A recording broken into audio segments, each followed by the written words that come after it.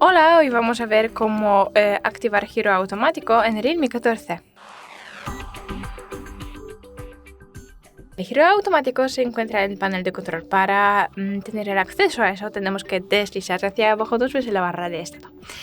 Aquí vemos giro automático. Pulsamos para activar. Si alguien no puede encontrar el giro automático en esa parte, significa que tenemos que editar el panel de control. Tenemos un tutorial para eso donde explicamos con más detalles cómo lo hacemos. Pero bueno, tenemos giro automático, entonces lo activamos. En ese momento no va a funcionar. ¿Por qué? Porque giro automático funciona solamente cuando tenemos una aplicación abierta. Entonces vamos a entrar en cualquiera de las aplicaciones, puede ser calendario. Y ahora funciona. Cuando volvemos, el giro automático deja de funcionar. Es todo. Muchas gracias por ver este vídeo.